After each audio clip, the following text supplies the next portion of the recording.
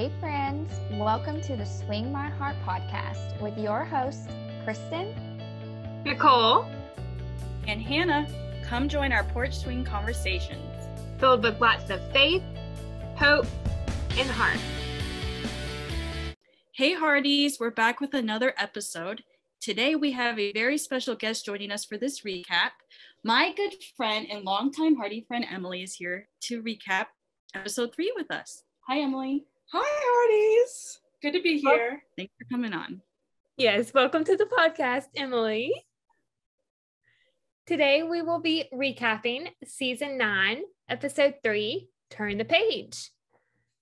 Elizabeth's book is finally published and it's the talk of the town. Lucas plans a surprise party to celebrate the event, but some bad book reviews have Elizabeth in a less than social mood. Interesting synopsis. Yes. A great synopsis, but very interesting. Yeah. So do we want to get right into it with the start of the episode? Sure. Yeah. I love how the episode starts off with a journal entry from Elizabeth. I think this is the second one this season. So Right. it's pretty awesome. Yeah, that's true. I feel like it always, I love when they start the episodes off with Elizabeth reading a journal entry because it kind of, enables you to see where she's at, like in her mind, kind of what's going on. And I just love how, like, even like in books and stuff, when you get to see like, the internal thoughts of the character, it kind of really puts you in perspective of where things are at and just what's going on. And I really love that. And I love the quote that she said at the beginning. She said, it's been said by many that good things come to those who wait. Yes. And that, I really love that quote, especially just the way that they started off the episode with that. I thought that was a really powerful thought. And it's just so true because good things do come to those who wait. So I really like that thought in her journal entry. I agree. And she goes on to say, with the rest of it, if I never regarded that as being true before, I certainly do now. Today, my novel has arrived in the town that inspired me to write it. And while I'm excited, I can't help but feel anxious over sharing these stories with those closest to me. Anxious over what they might see in me, as well as in themselves. Whether truth or fabrication, sometimes people confuse the two. And then it cuts to the book signing, which is really true. Yeah. Definitely true, especially when it comes to stories, because I know for me personally, I definitely sometimes get lost in the characters, and I definitely do take things personally. When I'm reading a book or watching a movie, I definitely do take the characters to heart because, you like to relate to characters, and I feel like it's very easy to do that. So I like the fact that she pointed that out there, that sometimes it's good to remember that, these are just stories, and sometimes, we shouldn't get so caught up in them, because they really are just stories. So I appreciated that reminder. I think so too. Yeah, I appreciated it as well. Speaking of the book signing, the first thing we see is a look between her and Lucas, which I thought was sweet. And then a short conversation with Nathan. Elizabeth asks Nathan, how would you like this signed? And he says, make it out to the one who got away. That's N-A-T-H. Oh boy. He's got some snark. Yeah. Oh yeah. Yeah. What do you guys think about that? Do you like that Nathan went there, or are you kind of like thrown off guard by that? I wasn't surprised that he said that or kind of went there because, he's still struggling with everything that happened after last season. So what do you think, Emily? Yeah, I think he's definitely still have like a lot of struggle, and he's definitely trying to it seems like he's trying to keep that, try to let her know that what he kind of did, which it's kind of I feel like it's kind of bad and good at the same time because it hurts him a lot, which is understandable for having that long for waiting and having that connection that they kind of made, and then just laying it out there. And and being the one left behind. And now like Allie's gone. I feel like that's hard. He's having a hard time right now. Because also Allie went away, and now with the accident that happened and his horse is hurt or having some trouble. So he's going through a tough time right now. And I think it's not helping with his book coming out. Right. Yeah. No, yeah, definitely. Nathan is going through it. And I think, honestly, I'll be honest, when I first heard that, I wasn't the happiest that Nathan went there, just because like I felt like, okay, Nathan, like, okay, we get it. But at the same time, it's like, I do understand where he's coming from. And especially by the end of the episode, I really saw kind of what he was going through. I think because it happened at the beginning of the episode, I was a little bit thrown off guard by it, just because that didn't seem like something that Nathan would do. And for me, I don't know. I don't know. It definitely took a lot of guts to be able to say that, even though he said it in a very joking way. But yeah, I know, like Emily said, I definitely think he's going through it. He's definitely been through a lot. He hasn't really had time to process it. You know, his daughter's gone, so she's away. You know, he just had this accident. He can't even remember everything that happened. And, you know, his horse, you know, is having issues. You know, there's just all this stuff going on. And now Elizabeth has this book and she's getting all its attention. And he's trying his best, you know, to be supportive of that, because they are still friends. They are still trying to build back their friendship. So I think, yeah, I mean, I think it's good that he can be joking about it. And I think, you know, she took it. And I think the fact that, you know, Lucas was very, you know, nice about it as well. So I definitely appreciate that. But definitely was something, once again, like I said last week, I definitely feel like that was more Kevin coming out there than Nathan. But, you know, we'll see. Yeah, I feel the same way. I agree with what you said. I wasn't really that thrilled he went there, but I could see why he did. So yeah, it makes sense. Rosemary coming to the book signing, that was funny. She says, "This is so exciting, but I wish the Valley Voice had a camera so we could chronicle all the festivities. But that is an expenditure we absolutely cannot afford at the moment, especially in light of the fact that we have recently brought on a second employee." And then, you know, she stops for a second. She says, "A managing editor." And she stops again and she says, "Malie!" I love how they were all so confused. They're like, "What are you talking about, Rosemary?"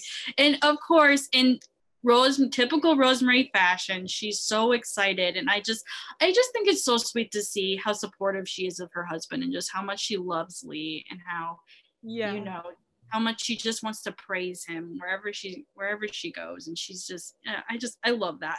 They're just so sweet. I don't know. They're just so cute. Yeah, I do too.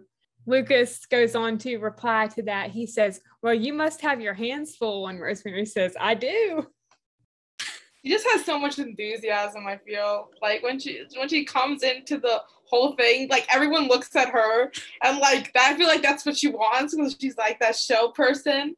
And she just jumped in and she was like, and everyone's like, "Oh, what in the world?" Yeah. Yeah. But everyone's like excited, and then like Nathan and Lucas are just like, "What, girl? Like what? Like whoa!" Yeah. Like they're excited. They're like, "Wait, what's gonna happen?" Yeah. She's quite the whirlwind, that's for sure. Yeah. What did y'all think of the inscription in Nathan's book? It says, "For Nathan, an impeccable Mountie and a treasured friend. With love, Elizabeth."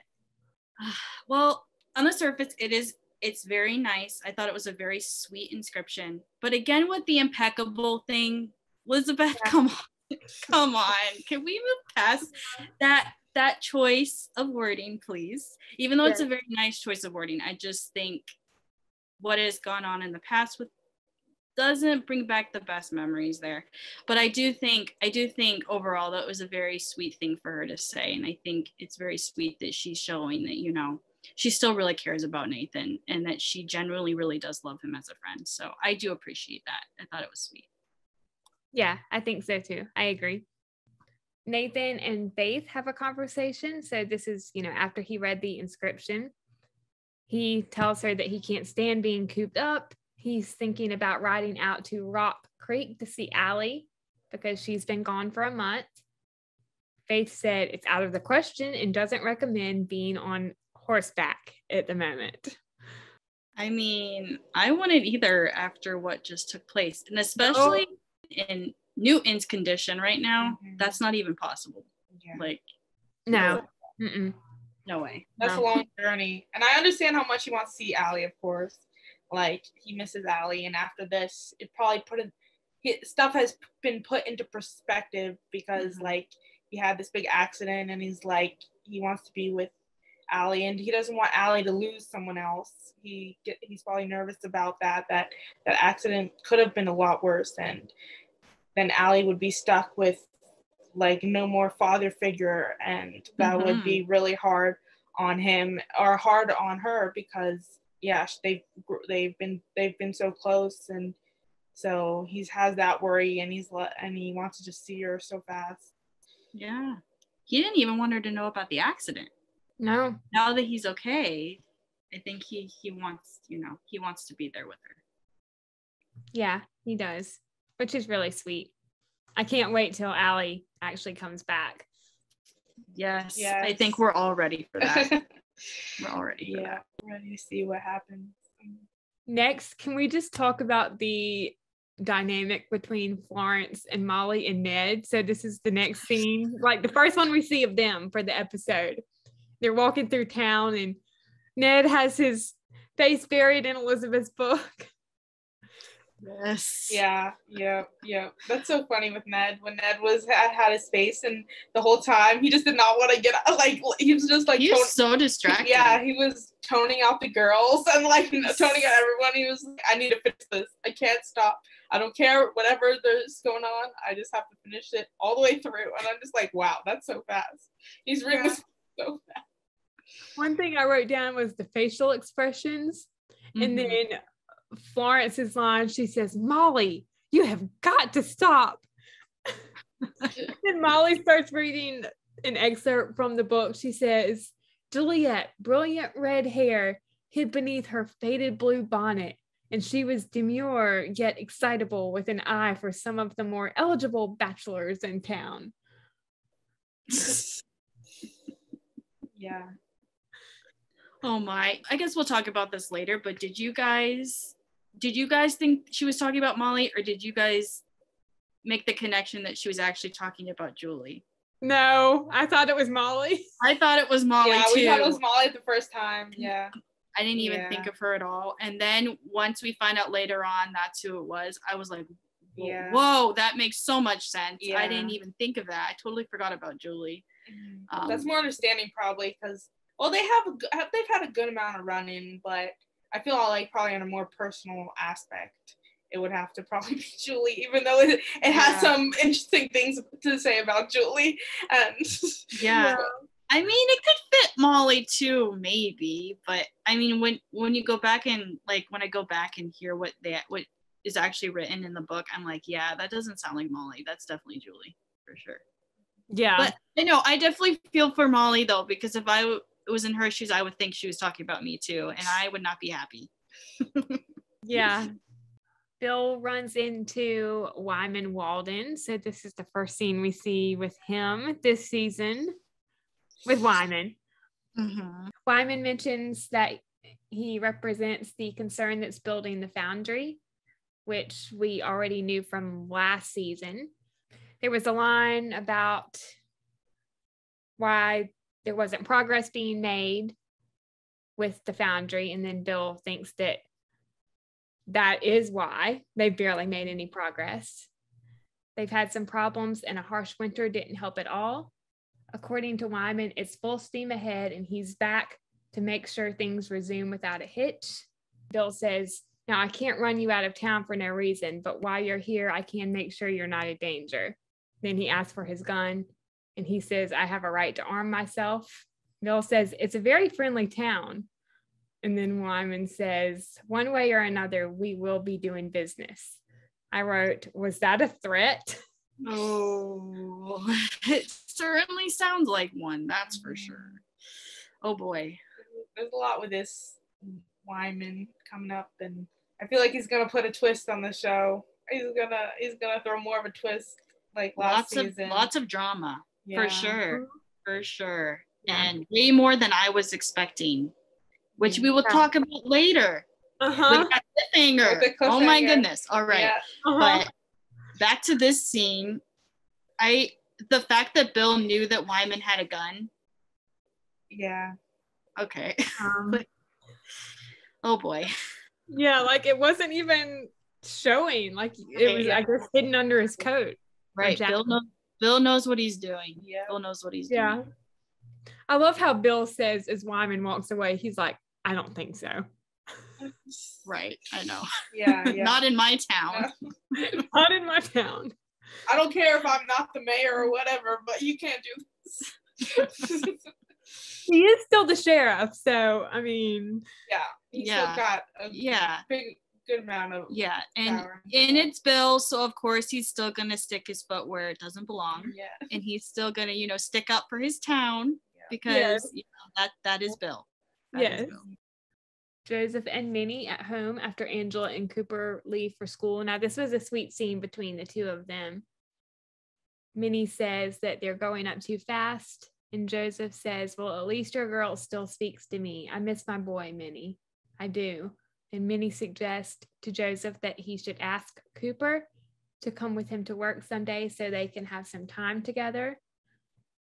And then I love Joseph's line after that. He says, the longer you're married to me, the smarter you get. That was cute. I think they're just both that little family is so cute. And little interactions between each other and talking about all that with like Joseph. It's hard, but I'm glad they're open about it and Campbells are sweet. I like them. Yeah. We see Nathan trying to work with Newton, and Bill walks up. Nathan thinks that he re-injured his arm trying to move Nathan from the stables to the, I don't know what it's called. Trying to move paddock. He was trying to move paddock? into the paddock. Yeah, Newton to the paddock. Yeah. I also wrote that this gave me some Heartland vibes.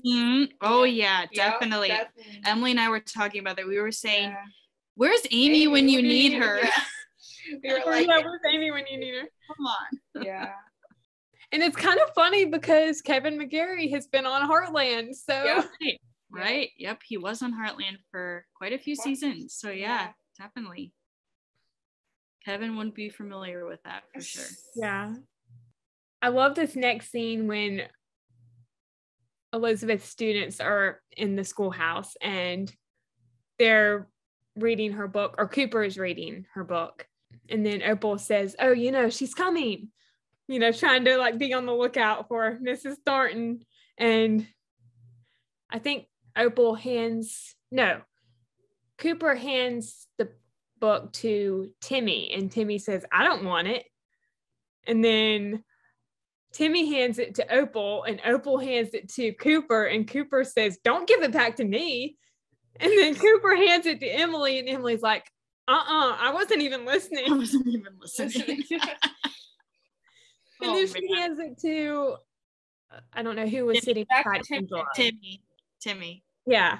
Who then puts it in front of Angela. Poor girl. Poor Angela, which I felt so bad for. I was like, Angela didn't do anything. She's so innocent. Yeah. And it makes no sense why Angela would have it in front of her. Like, why would she? She can't. It's not in Braille. Like, she needs something probably in Braille. Yeah. And she can't really read that. So. Yeah. She's not even aware that this is taking place. Yeah.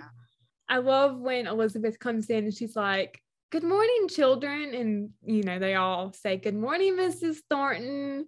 And then Elizabeth sees the book on Angela's desk and she starts asking her, why is it on her desk? And I love Angela's response. I don't have it written down, but she was talking about how someone was reading it to her or something, which was really funny. Right. She was trying to cover it up. She was trying to, not make anybody feel bad about what they did, which was very sweet. Like, she's just such a sweet girl. Yeah, she didn't throw anyone under the bus or try to move it around or anything like that. She was just like, I'll just play it off and it's fine. Yeah. I do think it was sweet though when it was made known that Timmy was the one who did it, Cooper was like, Timmy, like Yeah. I can't believe you did that. I can't believe you put that And in front of my Elizabeth heard sister. it. Yeah, that was sweet. She put it over and she's like, she looked at Timmy, I saw. And she was like, okay. And then she took the book and then she goes to read it. The little part so sweet about the kids. Yeah, I have it written down, the excerpt from the book. She says, "It was the end of another cold winter day as Elsa waved goodbye to the children, but she wasn't shivering, and this routine felt as new as ever. Wondering why, she realized it was the children. She considered them her children, and every one of them filled her heart with joy." It was so sweet. At first I was like, Elizabeth, why are you reading your book to the kids? Yeah. And then she starts reading that. I was like, oh, that's so sweet. Yeah. Yeah, She's but I thought a good teacher. Yes. Yeah. Definitely. I thought it was so interesting that her name is Elsa. Like, I was like, Elsa, okay. And then she was like shivering. I guess I was like, okay. That is funny. I'm like, the connection, I was like, oh, I guess we're going to Frozen now. And I was like, this is so like how she calls herself Elsa and stuff in the book. But that's funny. I didn't even make that connection with the shivering part. Yeah. I thought the name Elsa, but I didn't make the other connection. Right. I'm like, yeah. Of course, they would put a Disney line in there. Of course. Yeah. I mean, we already have Alice in Wonderland. Let's throw Frozen in there as well. Why not? Yeah. Yeah, we had Alice in Wonderland last year. Well, I guess season 6 through 8. And even in this episode too, later on with the Watch and Queen of Hearts, but yeah, we'll get in, so even in this episode, it's still there. It's still there. Yeah. There is a scene with Nathan and Mei-Su. He comes into the pharmacy and he asks Mei-Su what she is doing to help Newton. And she said that she'll be glad to show him. And Nathan said something about how Newton wants to get better, I believe. And Mei-Su said that it starts with being patient. And then, he kind of walks out of the office not too long after that. Right. And I think she calls after him like, Nathan, come back, or something along those lines. Because I guess he was frustrated that he's getting nowhere with Newton. I mean, understandably so. This is his horse, this has been his, work companion for so long. They're so close, they've been through a lot together. And to see that, like Newton's not being receptive to him, and he's receptive to this new girl in town who, like, nobody really knows. Newton just like automatically connects with her. I mean, of course, I would be frustrated too. I'd be like, come on, like, this is my horse, my best friend, like, because, and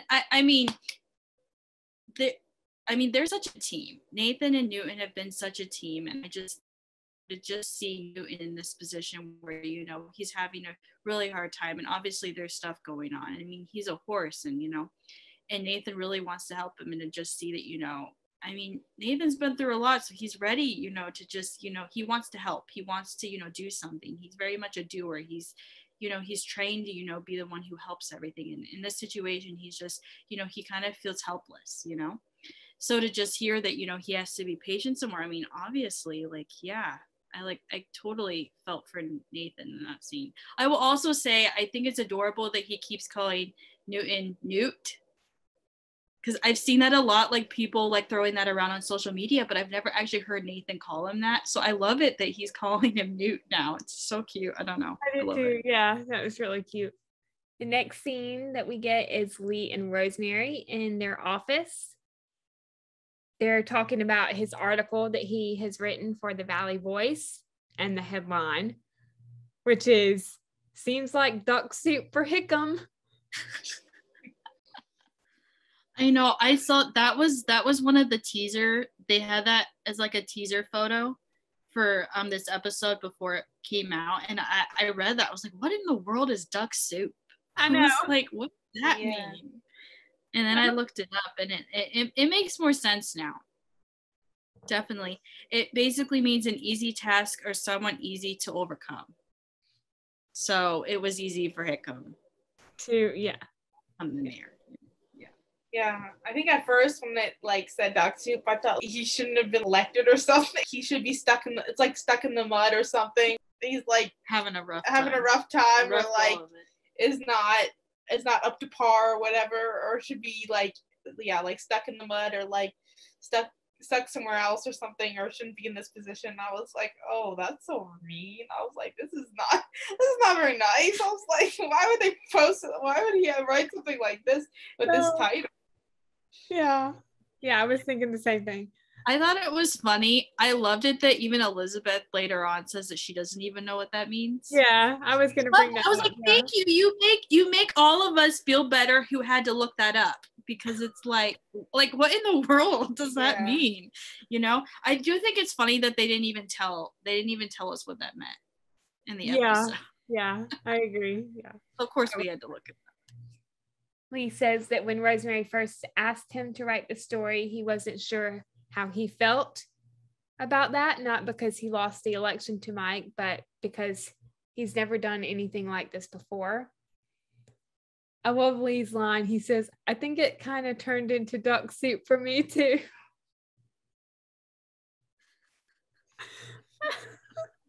Holy. And then there's a line after that, and Rosemary says, it's a breath of fresh air reading someone else's writing.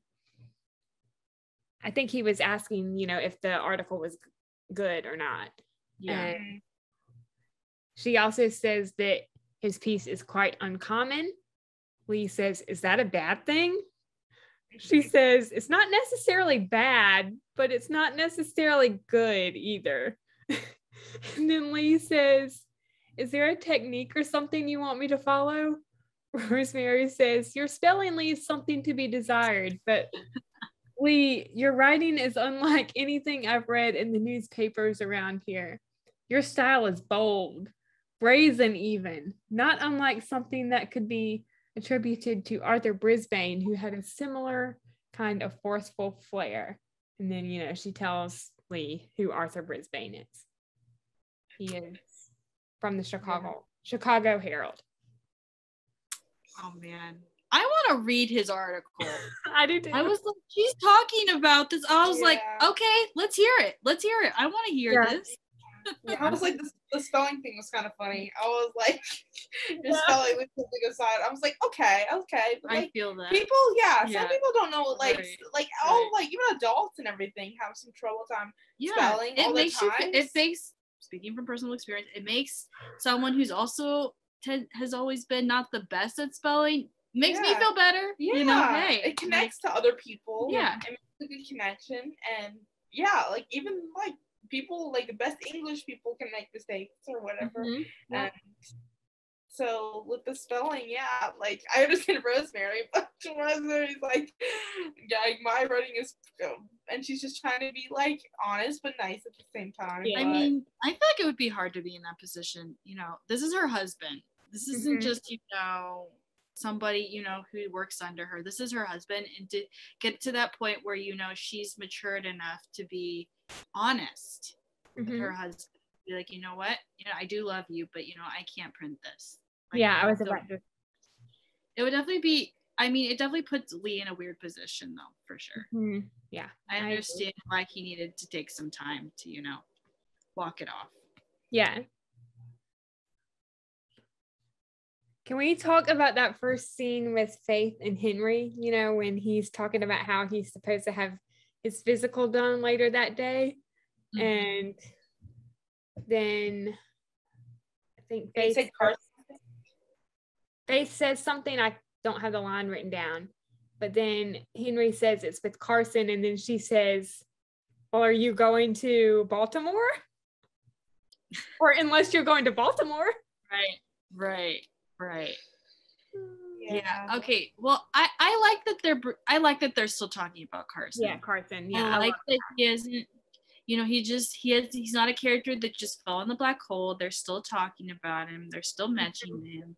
Obviously, he's still in Faith's mind, even though maybe not, the first thought in her mind, but he's definitely still in there. He's definitely still there.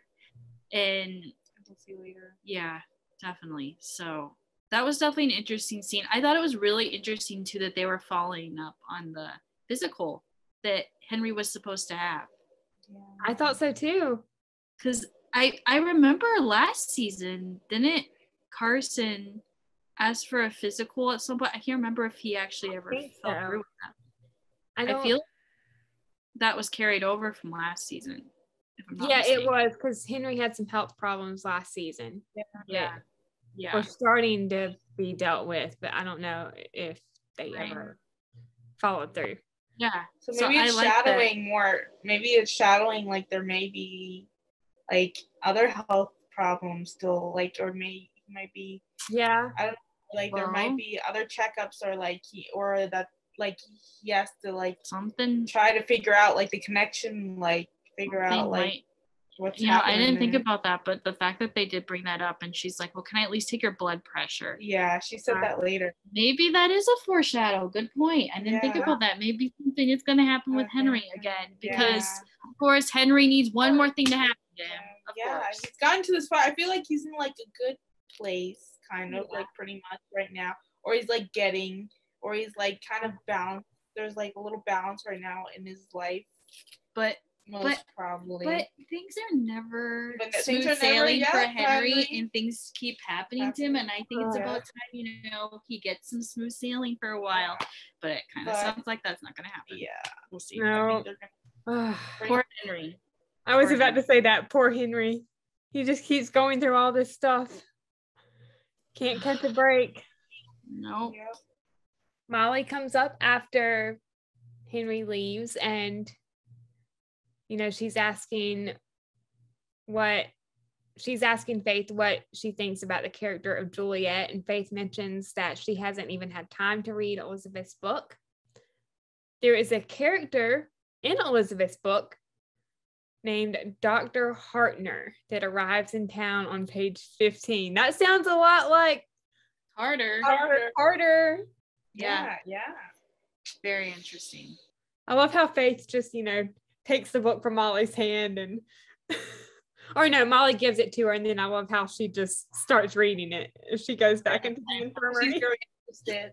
Right. Now as soon as she hears that there might be a certain doctor that sounds very similar to herself, now she's interested. Because after what Molly said, she has time. Yeah. Because after what Molly was going on about with the whole thing, she kind of overheard that, and then she's like, oh, well, now I need to see if there's anything about me, or like the connection, or what if there's anything maybe about Carson that she brings up, or something like that. Oh yeah, like another suitor or something, or a suitor in the book that's related to Carson. Yeah, I'm curious about that. Yeah, that conversation with Lucas and Gustav. I love how Lucas is planning the surprise party. I thought that was really sweet, how he wants to make sure the timing is perfect. And then Lucas says, am I boring you? And then Gustav's like, a little. Oh my. Yeah. The jab between those two. Yeah. So funny. And that he's his cousin. Yeah. Were y'all expecting he's his cousin? I was like, that's his cousin, really? Like, I had no idea. We were like, what in the world? I was not expecting that at all. Honestly, that was the best twist ever. Yeah. I was like, no way. No way. In all of these past 4 seasons, we haven't heard anything about this. Even Henry was like, wait, that's your cousin? Yeah. What? Like, I know. He never made it known. Like, and now all of a sudden he made it known that Gustav is his cousin, and that's why he's treating him or saying like this, or has to keep him on. Oh, it's like in all those dinners last season that Lucas had Gustav make for him and Elizabeth. Yeah, that he was making his cousin do all the work for him. And it makes so much sense now. As his cousin it makes so much sense now, though. They're like brothers, so he's just having his brother do everything for him. You know? His cousin. Yeah, he couldn't even introduce him to Elizabeth as, oh yeah, this is my cousin. Not this is the chef too, but he's my cousin as well. Just be like, yeah, this is Chef Gustav. No wonder Gustav does everything for him. It makes so much sense now. Maybe that's how we know Lucas can speak French. Huh? Like Lucas can speak such good French. I'm curious. We'll see later. What is Gustav's last name then? Yeah. Is it is it Bouchard or is it whatever his mother's last name is? Like, I want to know what the connection is. I want to know which side it Yeah, I'd love to hear that. That would Yeah. be interesting to find out. I don't think he's married. Gustav's married or anything, because there's no one unless he just, I don't know. Oh my goodness. Okay, I say this jokingly, but the past 3 years were a lie. Right? No, exactly. It's like, what? Like, what? Yeah, we thought he just found him and employed him and was like, okay, this person, I found a really good French chef. This random French dude. Yeah. And now I just, I have to do everything for me, But, yeah, it's funny. I found him so fast because maybe he's my cousin, actually. Yeah. Speaking of the conversation with Henry, Lucas wants to know if he has decided whether he'll stay on with the oil company should the sale go through. Henry said that he hasn't decided. Henry received a phone call from Jerome Smith about how Lucas told him it would be imprudent for him to move ahead without him. Lucas doesn't think Jerome's investors will want to close the deal if Henry isn't part of it. He senses that they have all the leverage in this one. And then, like we mentioned a little while ago, Henry mentioned that the foundry has finally started construction. Lucas also says that if the deal with Jerome falls through, Walden has mentioned that the foundry is interested in talking with them. And Lucas doesn't think any good will come of Hickam talking to Walden. So by now they're back in the saloon and out of his office. And, they see Hickam shaking hands with Wyman and Walden. Right. I wonder what that's about. I know. I wonder. That was a lot of information there. A lot of back and forth in that scene about business related things. And then when you hear that Walden's getting thrown in the mix and all this business stuff happening and all these different deals that are being made, I'm just like, whoa, like, hold up. Yeah. Hold up. One thing at a time. This is crazy. Oh boy. We're in for quite a season. That's for sure. Yeah. So Jeffrey brings more drama into the season for sure. Because throwing him back in. Because we need more drama. Yeah. Yeah, I was about to say. That's just what we need. No. As if we need more drama. Come on. Can we just have a little break? Yeah. And we'll talk about some of that upcoming drama at the end of the episode. Yeah, definitely. More on that later. Yes. Lee and Rosemary's second conversation in their office, and then Elizabeth showing up.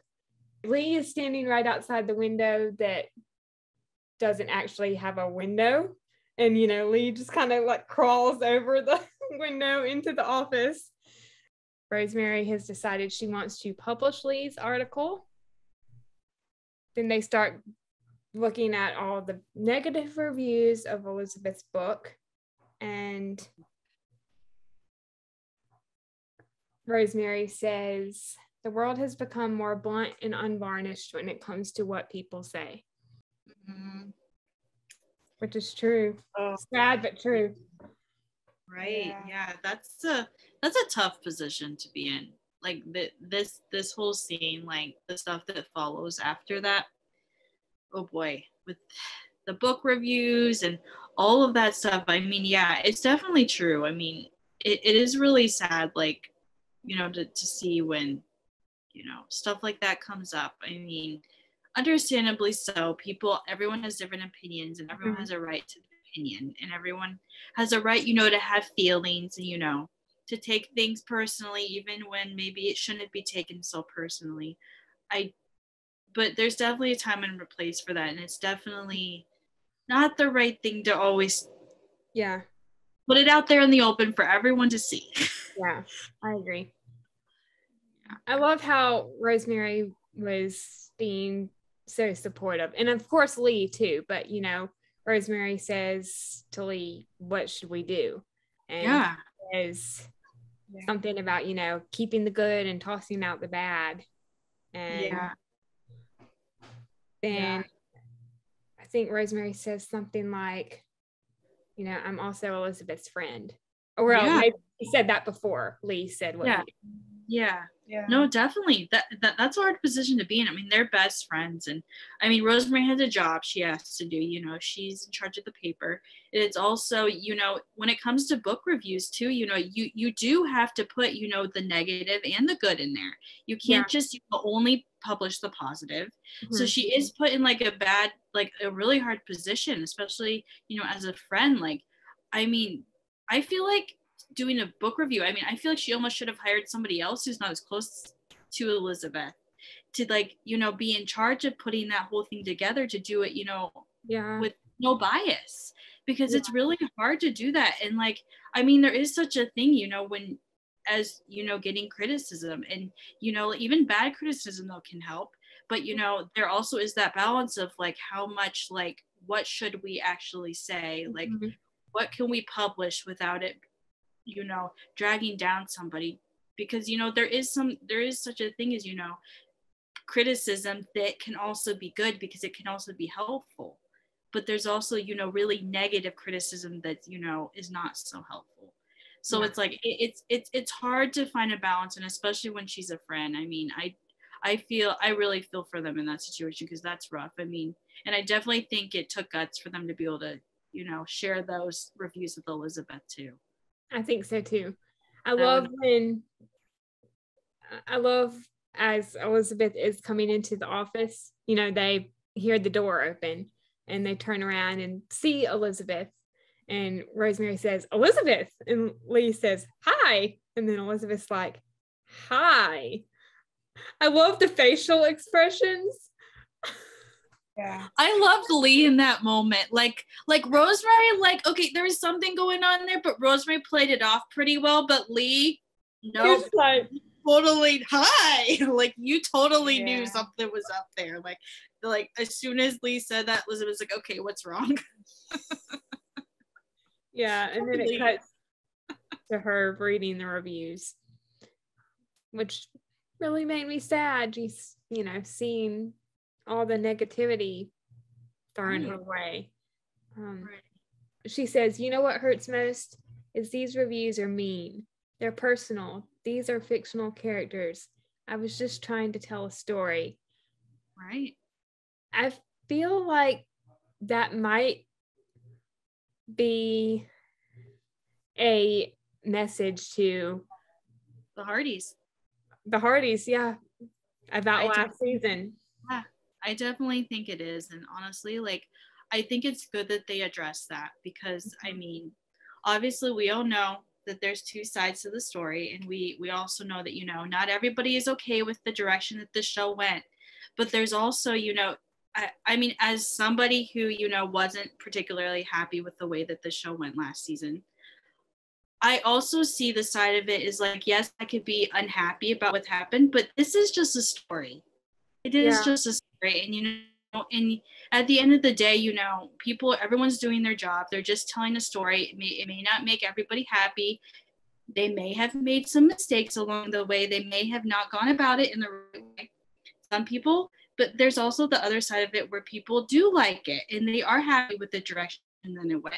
So there is two sides to the story. And I think it's really important to realize that, this is just a story, and not take it so personally, and to be able to forgive.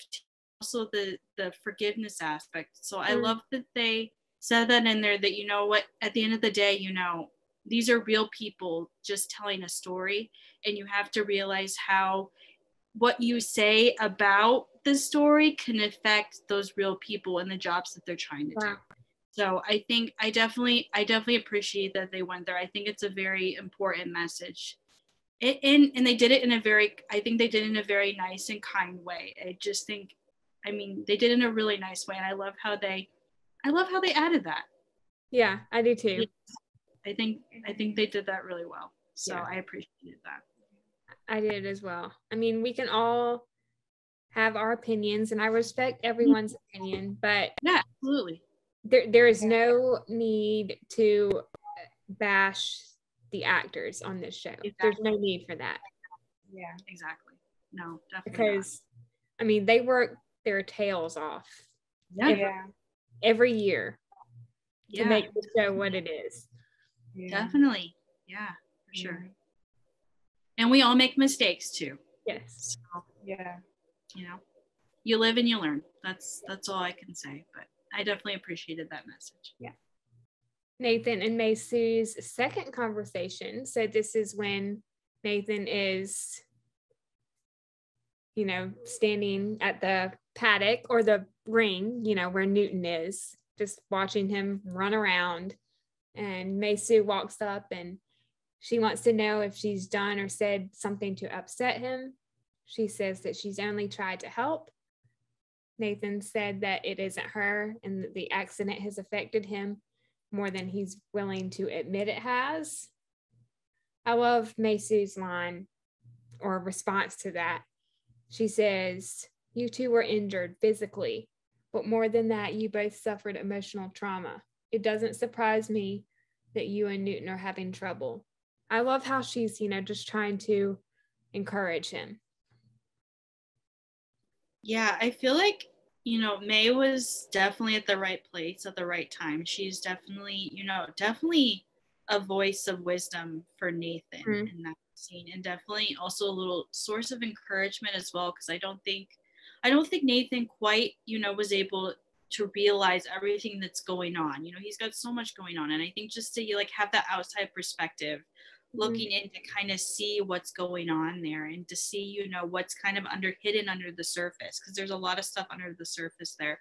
I love how, May was able to, relate that. And I also definitely felt like too, that May wasn't just speaking from an outside perspective, just like looking in. I felt like she was also speaking from personal experience as well. I think so too.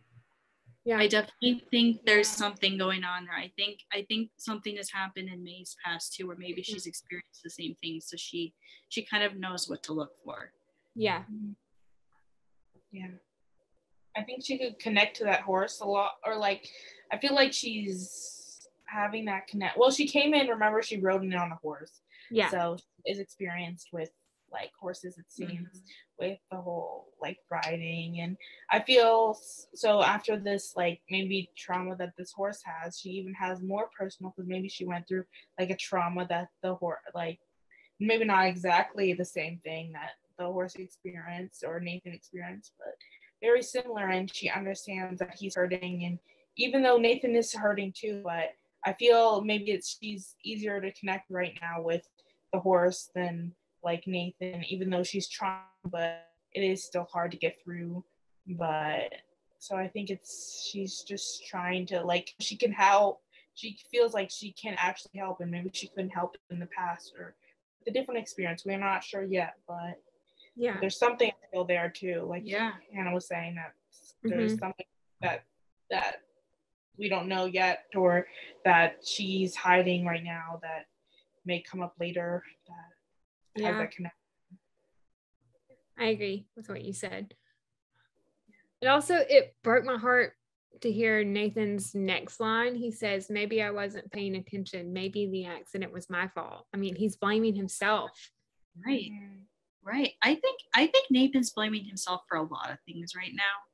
And I think, this accident just does not help at all. And I mean, in one way it's good, because I think it's a distraction for him, which is good. But at the same time, I feel like it's just, digging him more in this hole of himself, where he's just, putting all this stuff on himself. He just thinks it's all his fault.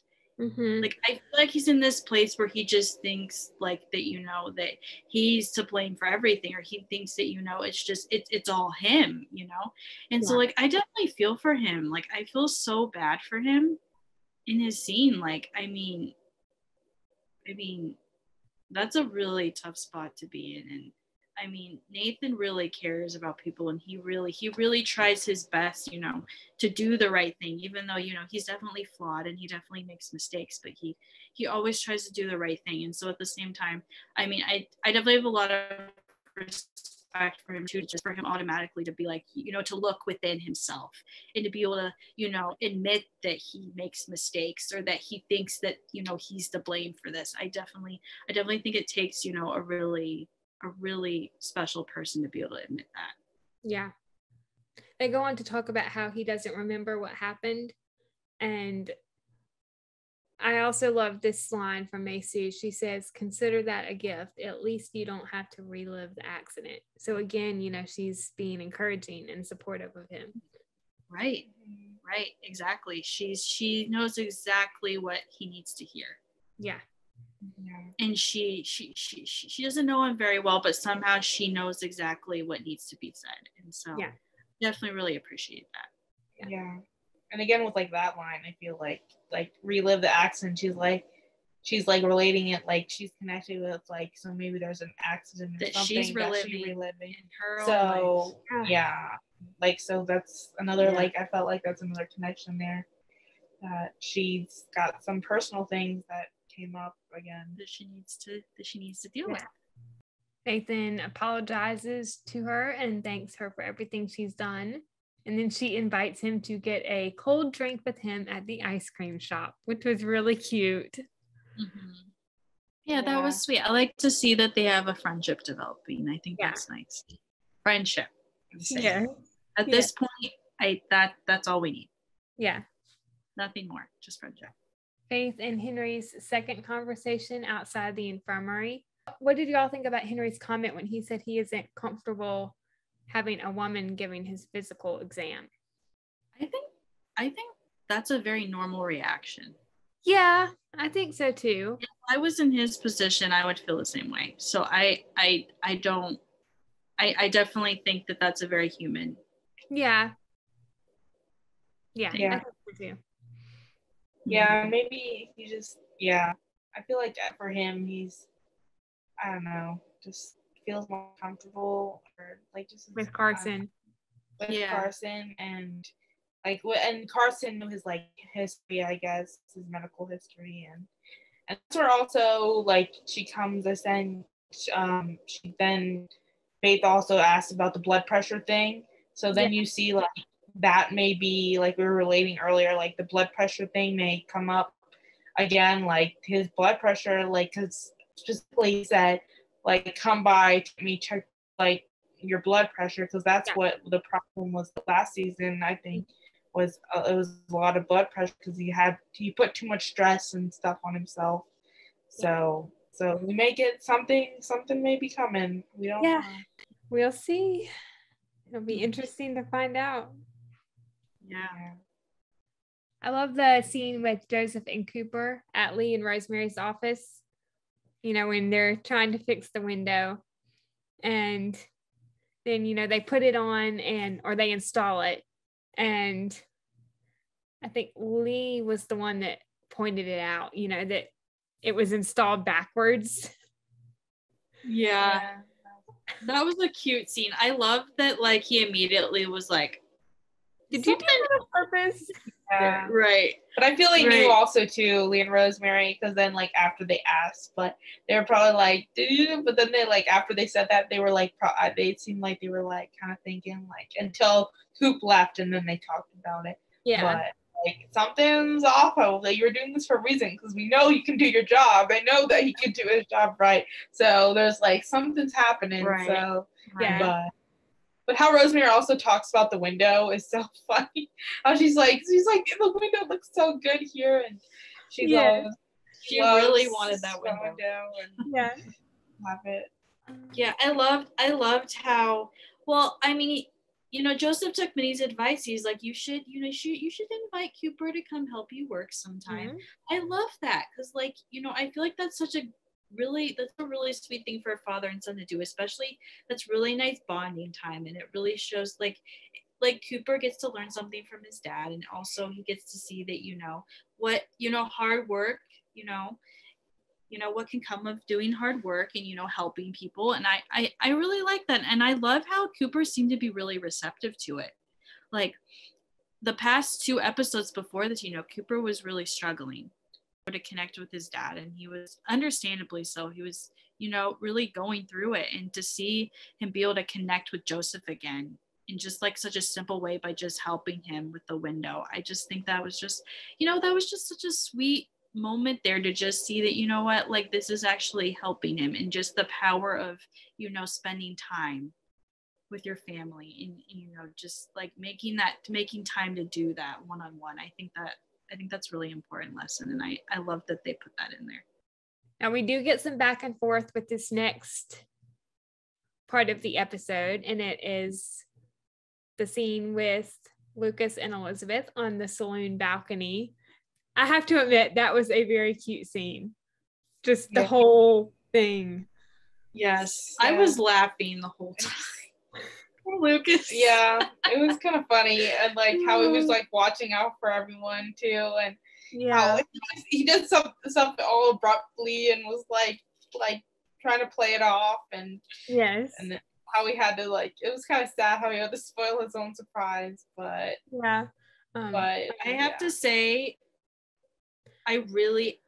my appreciation for Lucas really grew in that scene. I have to say, I like, okay, Lucas, yes, I see you. I see you. I love that. Yeah.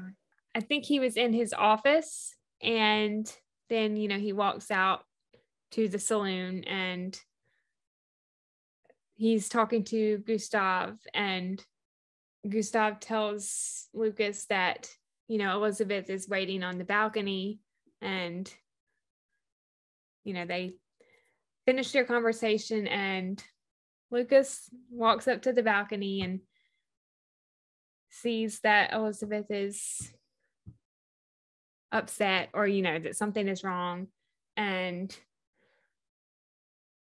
she tells him about the book reviews, and he says, "You're open and vulnerable, and that is what makes you the great writer that you are. Don't ever let anyone callous your heart." I love that quote. That's so sweet. Yeah. He's so supportive. He is. Yeah. And he just wants her to feel good, and he wants her to just feel happy and of what she accomplished, and like look how far she's come, and like look what she's accomplished with this book and everything, and focus on that positively, and how much people love her, and like how much there's support, even though there might be like there might be this hard times with the like bad reviews, or like the other things that may come up. There's all this positive, and there's people who love you, which is a great focus. Like, you need those who are close to you is what matters the most. Like those who want to share your accomplishments and your personal goals, and like what you love in your heart, and what you want to show people is like what matters the most, and not always what people think or what is going through, or what's happening in like in the background, or things like that. It's right there, and it's in the now. Yeah. I know that Dan is no longer on the show anymore, but I so wish that Jack could have been here to see this, because he would be so proud of Elizabeth. Yeah, definitely. It is a huge accomplishment to finally be able to, you know, get a book published, and, you know, to put yourself out there. I mean, Lucas is right. I mean, it does take a special someone to be vulnerable in that way, because it is a very vulnerable thing, you know, to put your story out there like that. And, you know, so yeah, no, definitely. Jack would be very proud. Jack was her first publisher, so I mean, she has come a long way. Yes, definitely. From short stories to a novel. Yes. I loved seeing Elizabeth reading the letter from Helen. That was really sweet. I love that too. I loved how Helen gave her pencil back that she made all her corrections with. That was a really sweet touch. Yeah. I love the encouragement, because like she when she got I remember when she got the reviews, and there was all these marks everywhere on it. Yeah. She was just like, what? Like, is it that bad? Or like, she was very frustrated, and she talked to Lucas about it, and she was just frustrated with the whole thing. But now, like, and she thought his mom didn't approve of like certain things, and was just very criticized her all the time. But then when she got this letter, I thought, like, that's so sweet of her, and like she really cared that much, and she really did care about like how much effort, and like how Elizabeth was like herself through the book, and like how far she came, wanted to tell her that, which I thought was very important for Elizabeth, and she felt really really happy that his mom had done that, like sent her this letter. Yeah, that was really sweet. Getting the pencil back that's the end of, it's complete now. Yep, the book is complete. No more edits, corrections. It's out there. It's complete. And it's just kind of like that final well done. Like, good job. Yeah. Like y'all had mentioned a few minutes ago, the kiss that Lucas gave her. The first one when everyone is trying to arrive to the party. And he's like, first, a kiss. When he sees Hickam walk into the saloon. Hickams was the best. Yeah. Yes. Hickam was so funny. He was like, he walked back, and then he was like creeping and like waiting for Lucas's look to look at him until he could like keep on walking, and then he like was like scurrying like a squirrel or something. And I was like, oh my god. My thought, I was like, you guys, if you guys make a big scene about it, Elizabeth is going to realize that something is up. You could have just been walking casually. I mean, yes, you're a little bit dressed up. I mean, but she wouldn't know that it was for like a surprise. You could have just kept walking, But I was like, of course, they had to make a big deal out of it. And I was like, wow, Lucas, that was something. Smooth. That was very smooth. That was hilarious. And did you see like the way his eye, did you see his eyes when he was looking at Hickam as he was kissing Elizabeth? Awkward. Yeah, that was awkward. That was a little awkward. And then like when he's out of view, he just goes back to kissing her normally. Yeah, I was like, okay, she's gonna know something going on. Yeah. Like, come she on. Was like, whoa. She was like, even after that, she was like, whoa, but she was like, oh. Yeah. I was asleep, but like, oh, well, that was like very spontaneous. Yeah. Yeah. Wow. So we knew a little bit already from the synopsis that she wasn't up for socializing with everyone. She just wants to spend time with Lucas. I love how Lucas tells her that they should go inside because of a storm coming. And she says, there's not a cloud in the sky. Yeah. Come on, Lucas. I know. No, I love that cute. Though. It was so cute to see. Like, Lucas is trying so hard to surprise her. He's trying so hard.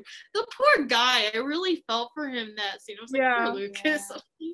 He's really trying. He really is. He wants her to feel loved and feel appreciated, but then she keeps on getting like Elizabeth wants to just stay there. And she's sweet too that she just wants to stay there, but he's just like, I made this surprise for you, and I want you to see there's all these people down there. I don't know what I'm gonna do. Yes. I loved the forehead kiss. That was cute. That was really sweet. That was really sweet. And then they go on to have the conversation when he tells her that there's a party going on downstairs. Elizabeth mentions that the conversation they had about the little things has really stuck with her. Then Lucas goes on to say, okay, Elizabeth, I wanted this to be a surprise, but it turns out I just have the worst timing. There is a saloon filled with people waiting to congratulate you on your book. So thoughtful. Yeah. I know. It's very sweet and very, very timely too, because like that's when she's, she's really trying to deal with the bad reviews, and then to hear that she has a whole saloon of people waiting to congratulate her. Yeah. And thoughtful. Yeah. I was very surprised though. She took it very well. When she did, yeah. I thought she would be a little frustrated, honestly. Yeah. That she'd be like, oh, Lucas, please no. Like, I thought she'd put up a fight about it a little bit. I thought she would be a little hesitant, but she took it. She took it. She thought it was very sweet. And she went along with it and then was like, okay, I'll be surprised. Yes. I was about to say that. That was, I loved that part of the scene. She says, oh, if you think Rosemary Coulter can deliver a performance, watch this. Oh yeah, we saw Elizabeth. We saw. So trust me, everyone saw and everyone knew. And I feel like Rosemary, when it panned to Rosemary and Lee, I feel like they knew that something was off. like they weren't buying it. They weren't. Yeah. No, nobody was buying. Nobody was buying it. Yeah. I'm sorry, Elizabeth. I'm sorry, but nobody can beat Rosemary. Yeah. Nobody beats Rosemary's performance. I'm sorry. Yeah. When I heard this, I was like, no she did not beat Rosemary. Like, this is like, I could totally tell, and everyone could tell. Like, this was not. She did not play it off very smooth at all. No. I love hilarious. I loved it. It was hilarious. I loved it. No. I loved her line. She says, "Oh my goodness, I was not expecting this at all. What a surprise." You could totally hear it in her voice. Yeah. And how she said it, like the words, what she said, like I wasn't totally expecting it. Yeah. Or like, this is totally like those words. Like, what? Like, that's what someone would say if they already knew about this. Oh, Elizabeth. Before Lucas and Elizabeth actually went down to join the party, we get a few scenes with some of the Hope Valley residents. Florence, Molly, and Ned arriving to the book release party. Florence tells Molly that she's wrong about Juliet, but she did have her doubts about the married shopkeepers. If they weren't such sticks in the mud, I would have taken offense like you. Oh boy. Oh my goodness. Oh. And again, Ned has his head buried in Elizabeth's book. I know. Not paying attention to anything that's going on even at the party. He just focused on finishing I don't think book. I've ever seen Ned so fixated. No. Before. This is so funny. Yeah. We hear that Molly is becoming quite interested in interior design, and Florence thinks that that's something she should pursue.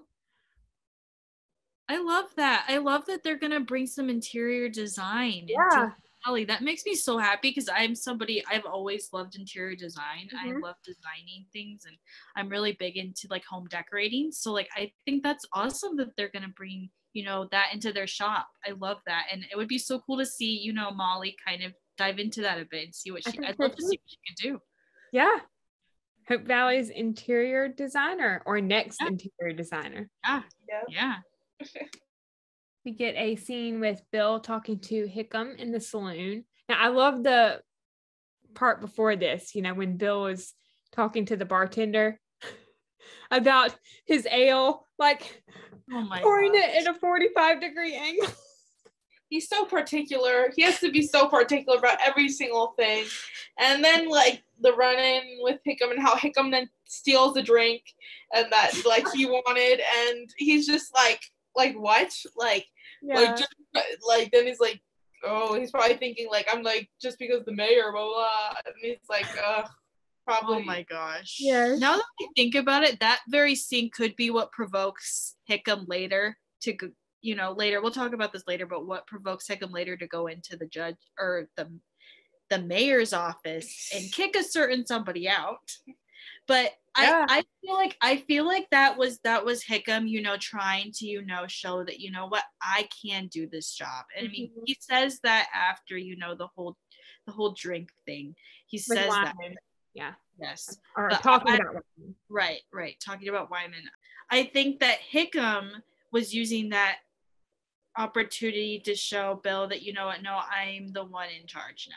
I'm the mayor, you know. But at first I was like, come on, Hickam, like, just let him keep the thing. He just made a big deal about this, and then you just take his drink from him. Understandably so, you know, Hickam did order the next drink, so technically that was his, but still. Yeah, I love Hickam's line. He says, whatever you and Lee might think, I can do this job. I'm pretty smart. Yeah, I love it. I was like, okay, Hickam, let's see it. Let's see it. He's standing up for himself, which I'm like glad for that he's like showing he's standing up for himself, and he wants to prove himself, which is understandable because like he hasn't also been like very prominent in like he's in the show.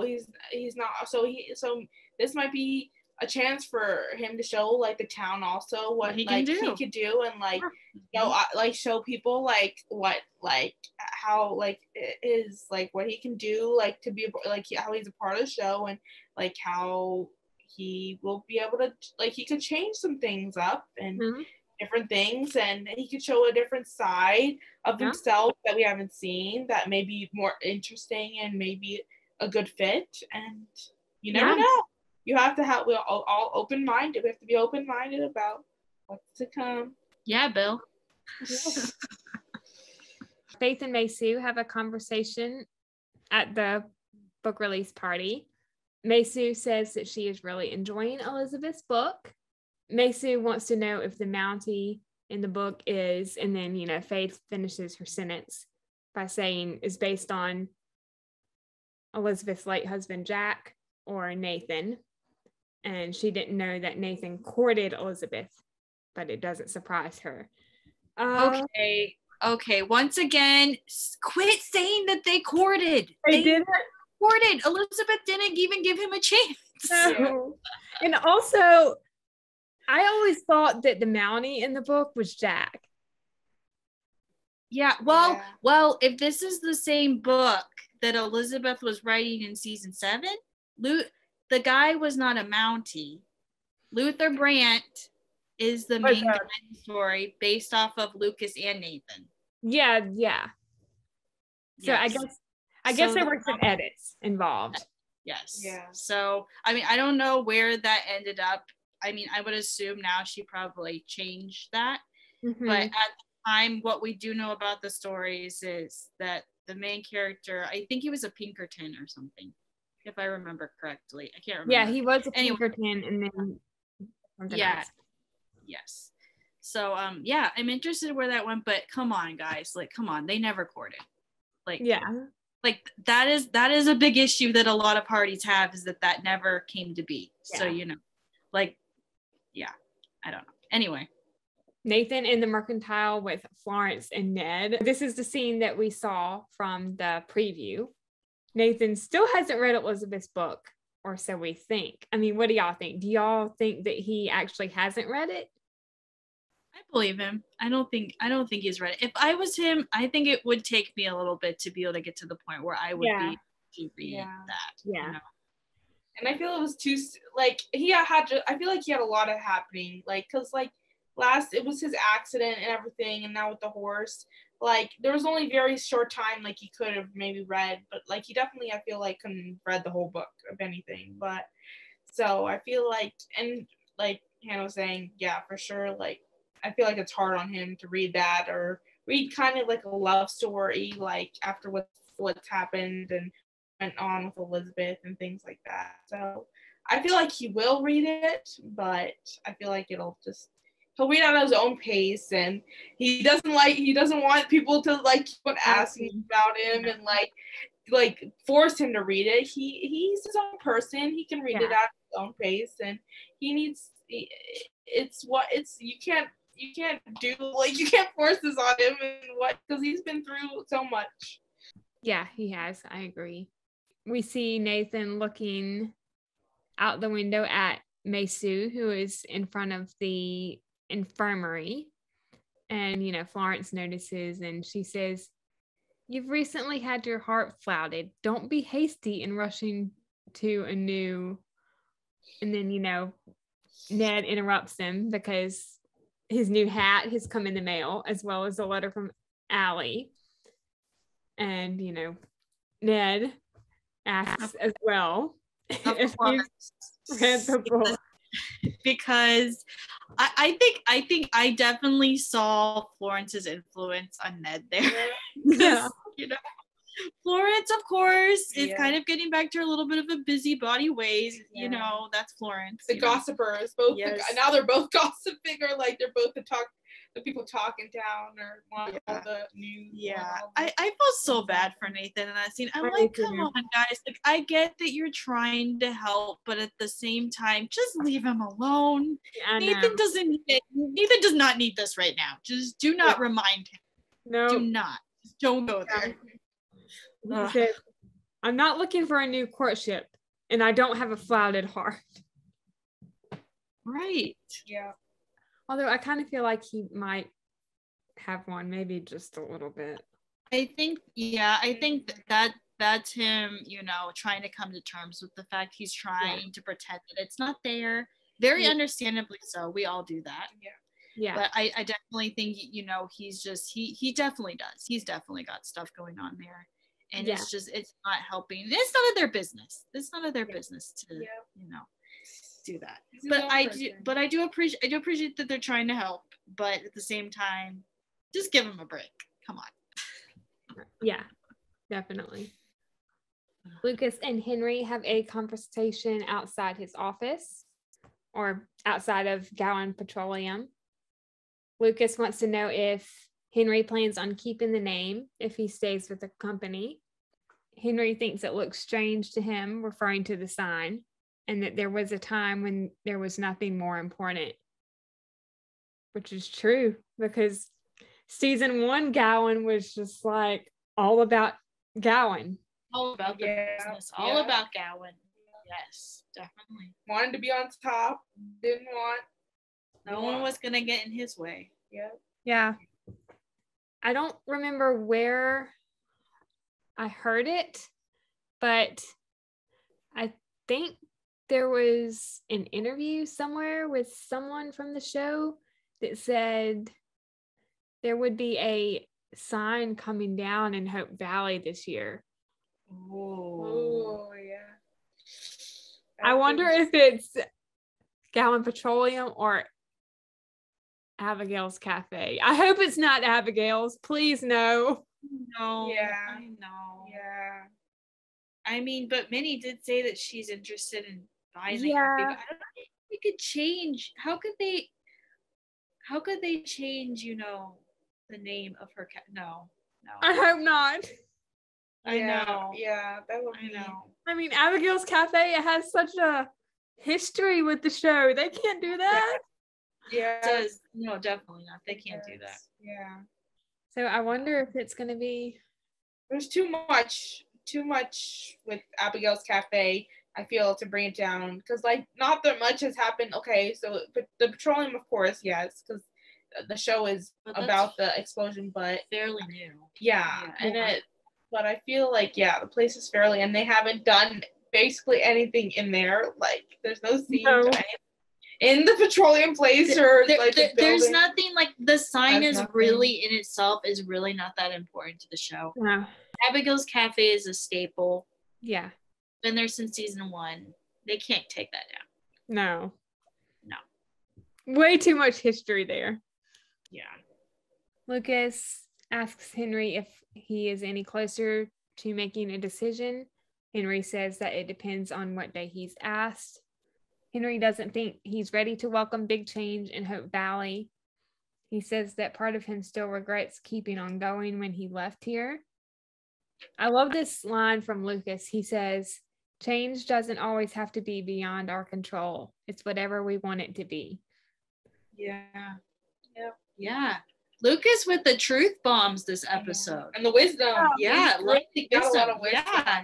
No, I mean, that is so true, because I feel like definitely, I mean, change can be a really hard thing, but it really is what you make it. It really is all about your perspective. I mean, you could come at change from a very negative perspective, which is very easy to do.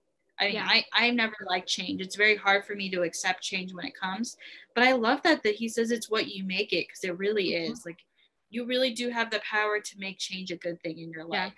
You choose to look at it from a positive perspective. So I really appreciate that he said that. I do too. Yeah.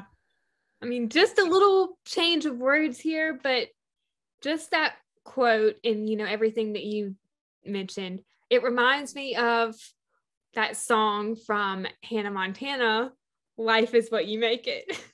Yes. Yeah. Yes, I had to go there. It is. Yeah, no, I love it. Very true. A throwback. True. Yep. Yes. Yep. Change is what you make it. Yes.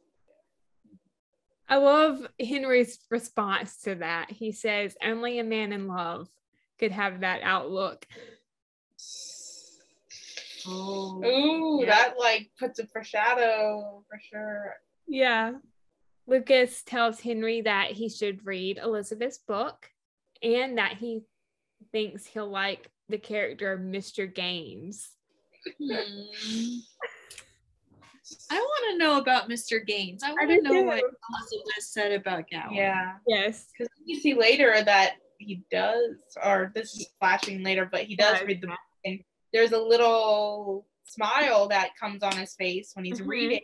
So he might be reading that portion with Mr. Gaines. And so that's interesting. And yeah, like I want to read her book. This makes me want to read her book and know like exactly what's being said, because they haven't, unless they talk about it later, but they haven't like specifically talked about everything. Maybe just Molly just is talking about her, like that little part, but which is about her sister. But yeah, I mean, can this be a real thing? Like, can Elizabeth's book be a real thing? Come on, Hallmark. Come on, writers. Come on. Let's make it happen. Write it right now. Come on. And I love the cover too. The cover of the book was beautiful. Yeah. This next scene is one of my favorites in this episode. Rosemary was talking about how she stayed up all night reading Elizabeth's book. At first, she was surprised there wasn't a character she seemed to inspire. But then it occurred to her, how could she possibly capture her full essence in a mere supporting role? She couldn't put the book down. Elizabeth woke up that morning feeling much better about things with her life in perspective. Then she goes on to tell Rosemary that she wasn't actually surprised about the party. Rosemary says, "You don't say. I was not expecting this at all." And once again, Pascal, she's just so good. Yeah. Her question was better than Elizabeth's by far. Yeah. No, I mean, Aaron Krako's acting is amazing, but the way that Pascal plays Rosemary and all the dramatics and just, she's very out there. She just does so well in her impression of Elizabeth. I was just like, that was spot on. That was so great. And I was like, I would have believed it if Rosemary said it. Oh my God. Yeah.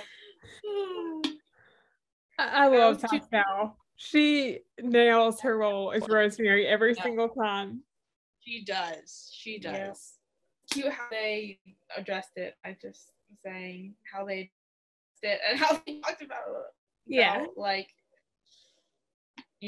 how they talked about her imitation thing. Yes. That's cute. That was see how close of friends they are, and how they could just be like chill, and how they could be like friends and just be like open about like this and the imitating, just being like, this is hilarious and laugh about. Yeah, Rosemary was teasing her a little. Yes, I loved. She was. Also, did y'all notice how when Rosemary was imitating Elizabeth, little Jack was watching in the background? Yeah. Yeah. That was perfect. Now, this next line is my favorite line in this scene. When Elizabeth is talking about her book, she says, "I wrote this as a love letter to my son and to you and to everyone else in this town who's been a source of strength and comfort to me ever since I arrived almost a decade ago. Rosemary, all those years, where did they go? Well, they went right here," referring to her book, "and right there," referring to little Jack. Excuse me while I go cry. Yeah, that was really sweet. It was sweet and sad because it's like a decade. Oh my goodness, it's been a decade since they first met, or like this all started. It's just wow. Yeah, it almost sounds like that book. Maybe she did go back. Maybe she did kind of write. Maybe she did write Jack in there. What about all of that? And then kind of because said it, all of it's in the book. So I guess maybe I found a way, it all in the book. I love that because I guess I read I kind of as like her experience now. Mm-hmm. But yeah, I guess it would make sense too about the Mountie being included in the story as well. Okay. I just, things are coming together in my mind now. Now it's making more sense. Yeah. Joseph and Cooper's conversation. What did y'all think about that? That broke my heart. I really felt Coop in that scene because I have experienced something similar to like that in my own life with my own siblings. So I definitely, I mean, not what they went through, but something kind of similar. And so I definitely felt for Cooper. I could definitely see, I kind of knew that he was acting up. That was the reason why. Cause like I said, I felt that in my own life with my own siblings. So I could see that. I definitely felt for him. I love that they were vulnerable enough to put that in there, and that the writers didn't shy away from putting it out, the very real thing that siblings do experience, especially when, you know, you're dealing with people with disability, because I have that in my own family. So I do know what that is like, to be on the outside, to be a sibling of somebody with those issues. To see that and from another perspective is it can be very hard to, you know, you definitely ask those questions of why them and not me. And so I definitely love that they put that in there, because I think that is something that people do go through. It is something that, you know, I really appreciate to see that in a story, to see that, you know, like, you know, I'm not the only one who's gone through that.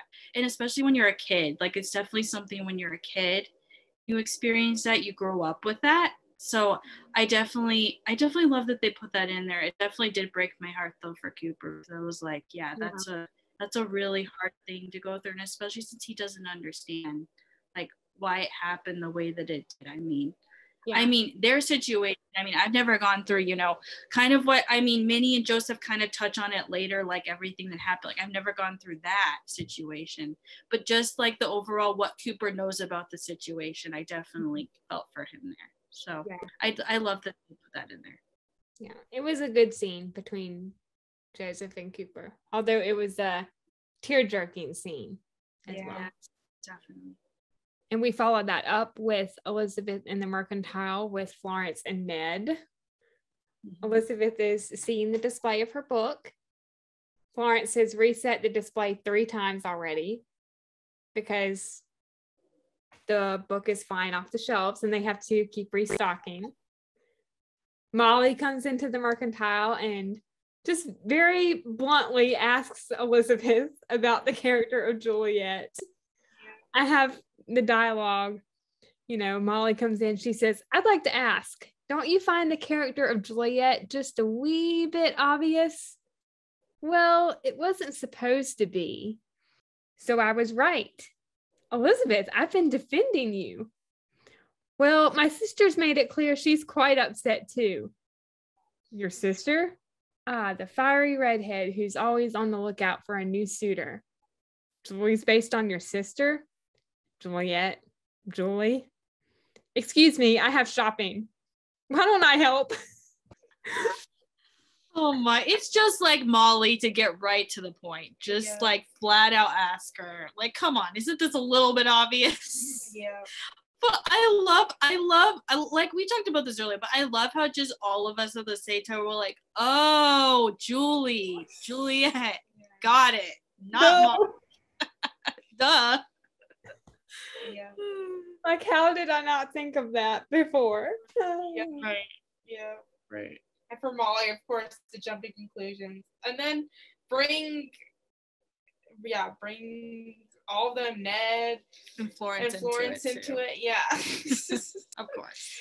The little group. Yeah, of course. Flo Mo Yo. Flo Yo. Hashtag team Flo Mo Yo. Yep. Lucas has a conversation with Wyman in the saloon. What did y'all think about that? Wyman tells Lucas that he strikes him as someone who knows when to mind his own business, and Lucas tells Wyman that he strikes him as someone who knows when they might need a partner. Oh, well. Yeah. There was some mixed feelings. I was like, Lucas might be getting into some dark business again, like bring back his mysterious side. I was like, oh no. I was like, this is gonna be interesting.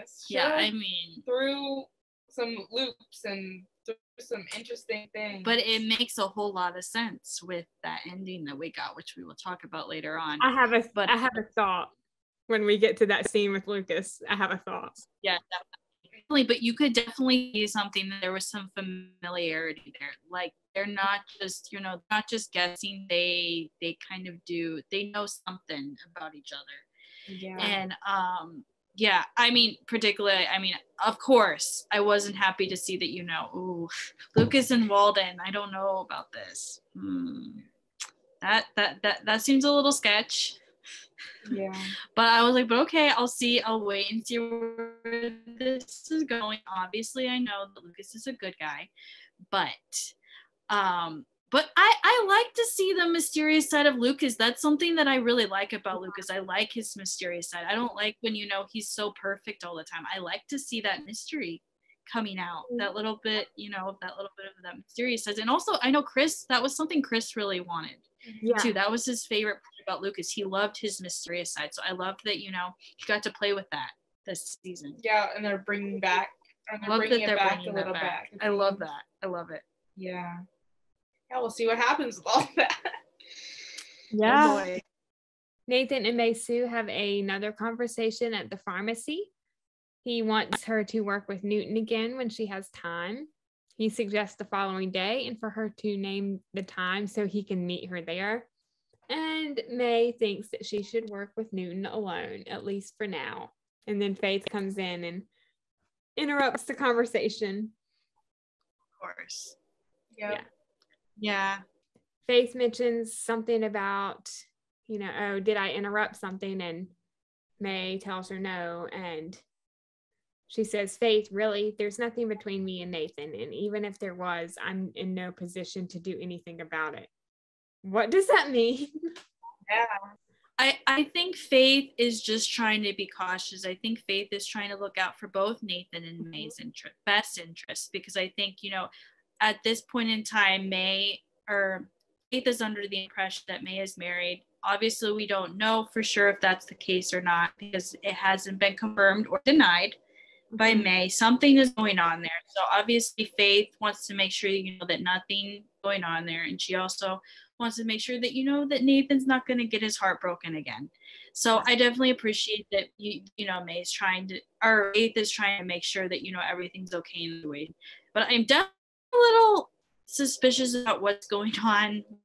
Like, I really don't know yet what that means. I don't really quite think that she's married. Maybe she is, but I definitely think something's going on. There's a reason why it hasn't been confirmed yet. And I definitely think the writers are trying to throw us for a loop. They don't want us to quite know what's going on yet. So I'm not taking anything at face value. I'm just going to wait and see what happens. Yeah. But at this point, there is a reason why May can't fully open herself up to the idea of something more. Yeah. And honestly, I think that's a good thing, because right now, I think all Nathan needs is he just needs friends. That's all he needs, right? Just needs people in his corner. That's it. We get the scene that we talked a little bit about earlier with Elizabeth looking at Lee's article, on the bulletin board. She wants to buy a copy of that edition, and Lee tells her that it's sold out. And I love Elizabeth's line. She says, so how do I buy the paper? That's a good point. That's a very good point. More copies coming right up. And then, Lee walks away. I was like, yeah, Lee, if you're going to put this up, then there needs to be something. There needs to be some way for them to, because it's just like a little sneak peek on there. There's like, and with that duck soup, it makes you want to read more. Yeah, exactly. It makes you want to read more about the papers. But like, if you have this little thing and nothing else, and it's just like, okay, so there's this interesting article, but there's no nothing to read with it. So for the future, maybe. This next scene between Elizabeth and Rosemary is definitely a favorite in the entire series, when Rosemary tells Elizabeth about the letter to the editor. She received it that morning from a widowed mother outside Jameson. Rosemary reads the letter, which states, I lost my darling husband 2 years ago, and of course my 2 daughters lost their beloved father. But after reading Elizabeth Thornton's novel, A Single Mother on the Frontier, I feel much more at peace about facing my tomorrows, for I know there's a better day coming. The letter goes on to say after that how she made her feel like she wasn't alone in her situation, and she put to words what she hadn't been able to express to her children about losing their father. And Rosemary goes on after that and says, being able to comfort others the way you have, it's a gift. This is the kind of review that matters. I love that. I thought it was so sweet. I was about to cry reading that. I know, it's such a sweet moment, and it just goes to show that, you know, just because, you know, some people might not like something, it doesn't mean that it's not going to touch somebody else. And it's, you know, we all need different things. And the fact that, you know, Elizabeth's book was able to comfort somebody else who experienced a similar situation to what she experienced is just so special. And I think for Elizabeth to be able to hear that after all the negative book reviews that she's heard, I think that's so special. And it just shows, you know what she did, you know, really does matter to somebody. And she's really, you know, able to help somebody else who experiences a similar situation. And I love that Rosemary was like, yes, this is the only book review that matters, because at the end of the day, you know what, she was able to help somebody. And I would really love to see Elizabeth be able to meet that mother. I would too. Just see them like be able to embrace and have this little moment of, you know, just understanding of each other, because that is so important. So I love that, and that's definitely one of my favorites of the series as well. Yeah, it's a great one. Yep, you're reaching people's hearts in different ways, or touching people's hearts, and that's what matters, because you could really help someone through a tough time or a bad day that they're having, and that's what's important. And that's the strength they need sometimes, because some people don't have that strength around them. So when they can read this or see something, how someone is being very personal, or just writing like with their heart, or what experience that they can connect to, it just makes them feel so much better, and that they have someone they can relate to, and someone kind of even if they're not in person by their side, but still someone by their side, experiencing what they've been through. And that's the power of stories too. Just like I said, we all have different needs, and just because, you know, a book or a story may, you know, disappoint somebody, or may not be what they were expecting or what they were hoping for, you never know what it might be doing for somebody else. So, exactly. It's important. So I love that. Hickam comes into Bill's office, and, you know, this is when Hickam wants to take over the office. Right. But what I was thinking about is they changed that sign a while ago. Now it says the judge's office. So literally Hickam is trying to take over Bill's office, because it is Bill's office now. It's the judge's office. Where's Bill going to go now?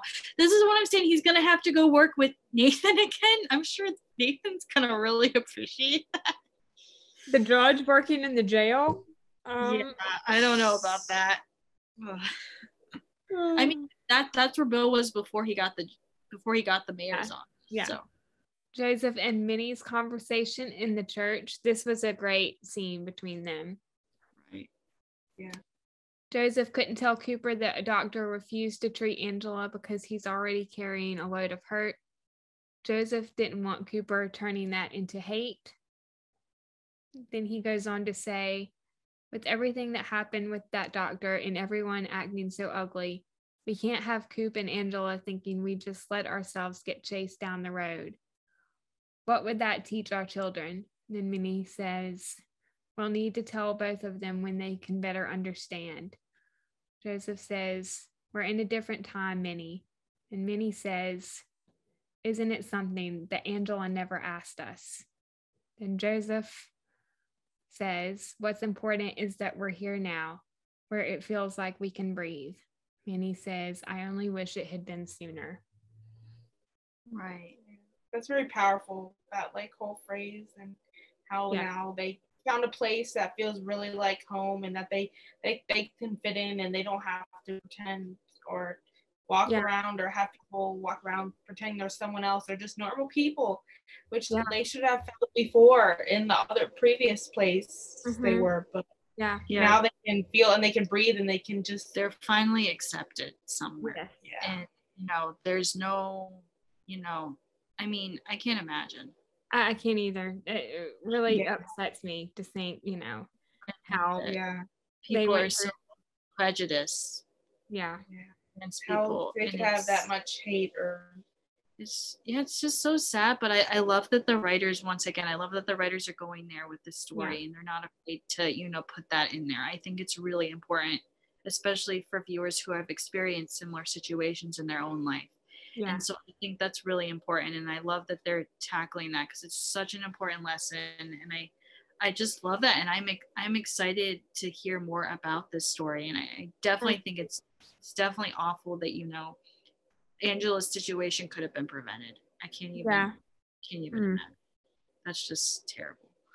Elizabeth comes into the saloon and she talks to Gustav, and then she runs into Wyman Walden. Now, this was very brief, but I just thought that was very interesting, Right. And Elizabeth doesn't even remember him. Yeah. She's like, wait, who are you? Yeah. He's like, we ran into each other a time ago. Yeah. And I was like, ooh. Yeah. Maybe she doesn't want to remember him. She doesn't want to have that connection with him. Yeah.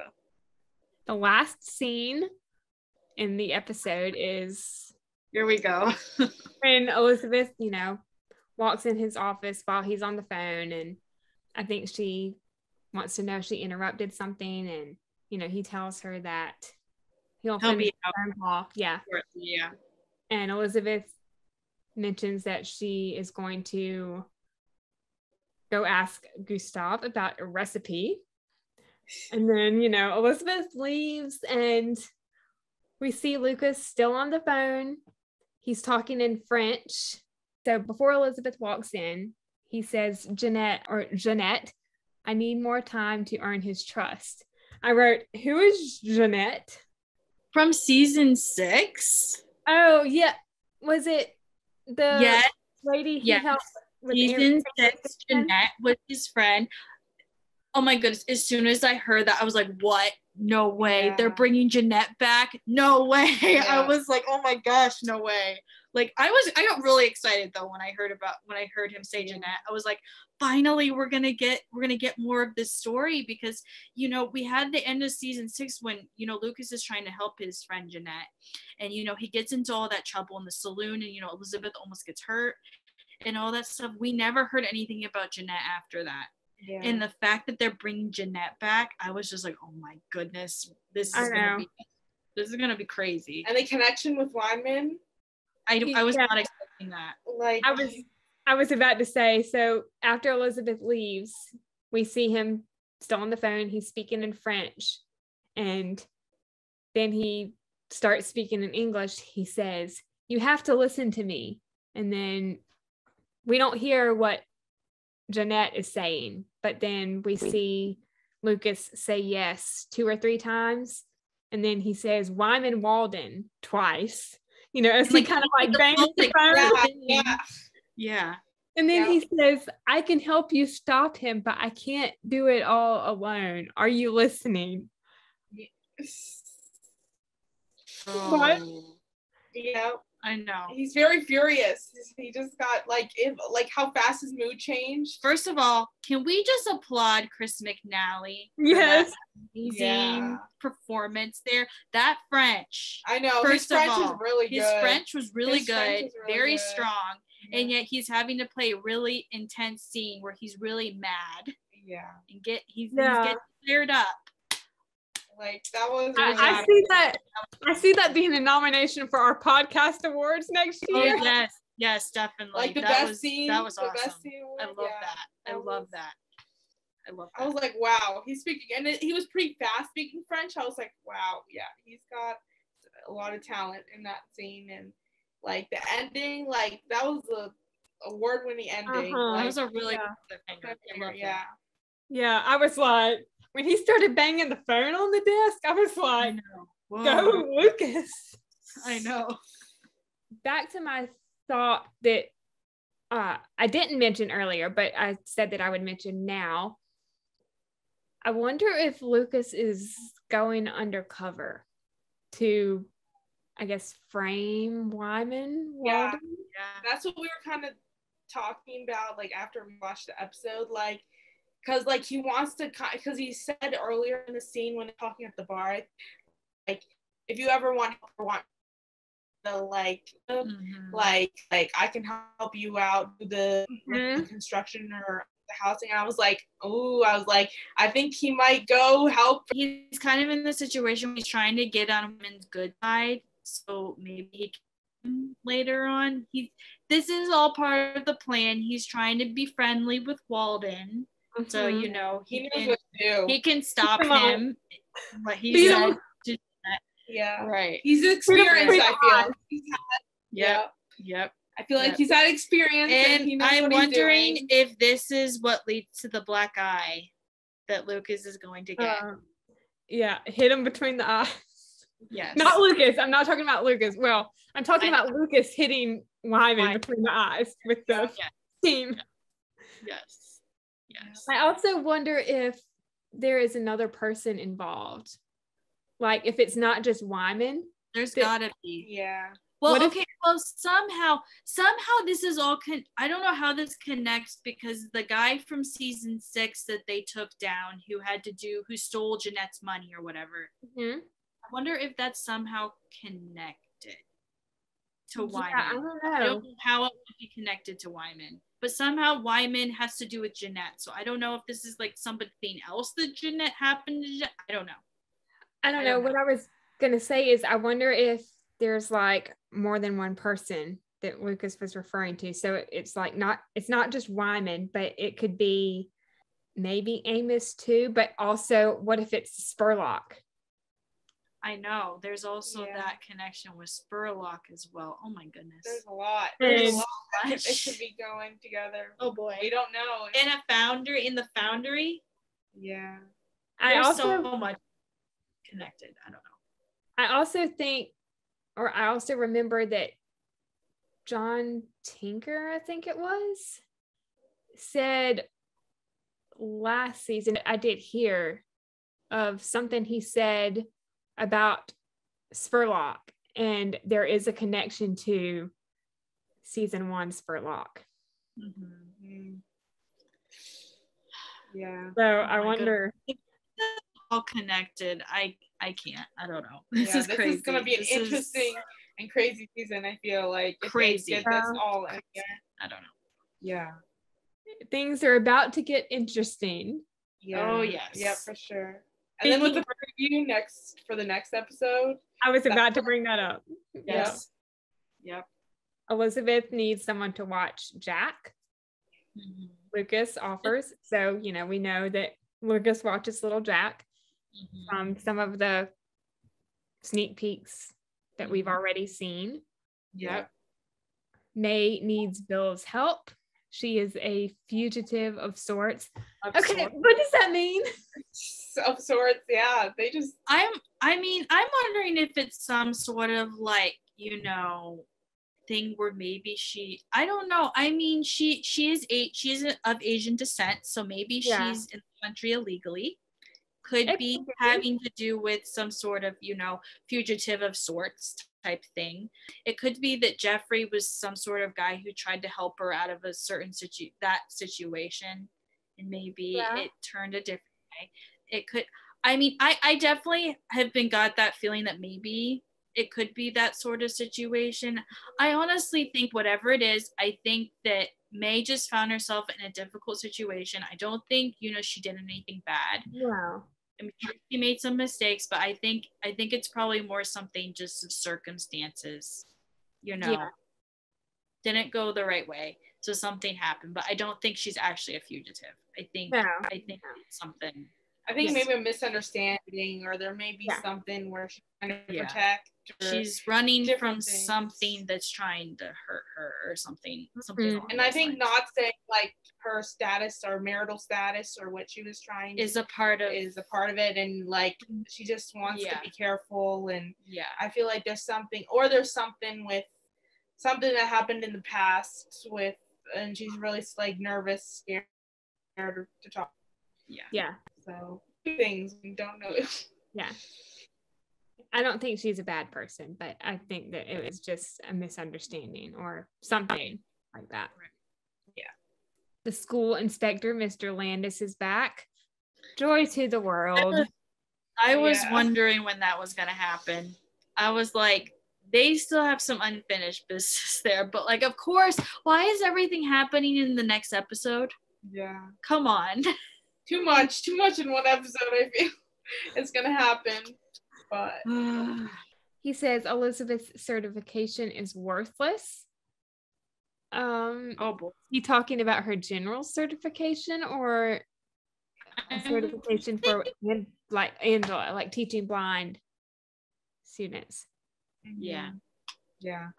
I don't know, because we didn't actually see Elizabeth get her certification for teaching Angela. I mean, we just heard talks about it. Right. Yeah. I know we never got to hear about that because that was the end of season 8, and in season 9 we haven't heard anything about her getting certified. We just kind of all assumed that she did. Yeah. Yep. Yeah. So we'll see what they talk about. Yeah, I did love her line to Mr. Landis. She says, "This is still my school under my authority." Yeah. You tell him, Elizabeth. Yeah. You tell him. Yeah. Yep. Stick up. She was sticking up for her children. Her children, and and this isn't the first time that Elizabeth has been under fire for her job. I mean, we saw in season 4 that, right, thanks partly to Henry, yeah. she was temporarily fired from her job because of not following up with Superintendent Thomas Higgins' wishes to court her. Yeah. Yeah. Oh boy. So she just keeps on by this. She's just trying to do good with her children and trying to help them, but she's trying to be a good teacher. She's getting battered by all these people and don't appreciate what she's trying to do. Yeah. The last thing we see in the preview is Lucas talking to Wyman and Spurlock in town, and Bill and Nathan turn around and they're watching the conversation. Lucas says, "I'm warning you both not to go anywhere near Miss Thornton personally." And then I also wrote, what was that look between Walden and Spurlock? Oh boy. Yeah. Well, that Are they doesn't going seem to have good at all. something to do? I mean, right. I mean, if Spurlock of season 1 is related to Spurlock of season 9, then we know Spurlock Elizabeth didn't end on the best of terms. They were seen together. So that is definitely concerning. Yeah, just that smile, like that awkward smile between them. I was like, okay. Yeah. Oh, yeah, there's something fishy going on with them. Definitely between them and like with everything else. I don't trust Spurlock or Walden at all. Yeah. Nope. No way. No way. I mean, Spurlock could be out for revenge for his cousin or his brother. However they're related. Yeah. Or because of what happened to his brother or cousin or whatever relation they may have, because they have something. They have some kind of relation. We just don't know what it is. Yep. Exactly. Yep. Yeah. Yep. This could end very interesting. This is going to be very interesting, and I feel very, I don't know, crazy and all over the place, but lots of emotions. Yeah, but very full of emotions. But it makes me more excited for the season, for sure. This is the best episode of season 9, in my opinion. Yeah, I agree. I enjoyed this one the most. I do too. Trouble has definitely found its way to Hope Valley. Yep. As the preview states. Yep, exactly. Definitely back. Well, this was so much fun. Thank you, Emily, for joining. Thank you for having me. I had a lot of fun, and I had a lot of fun recapping it and talking about it. It really helps put it all into perspective. Thank you. Yes, definitely. Thanks, Sam, for coming on. Yeah, you're welcome. We'll have to have you back on sometime. Yes, I would love that so much. Yeah. All right, Hearties, that wraps up our recap of season 9, episode 3, Turn the Page. We will be back next week to recap episode 4, Straight from the Heart. We hope you have a great day or night wherever you are in the world, and we will see you in our next episode. We love y'all. Bye. Bye, Hearties. Bye.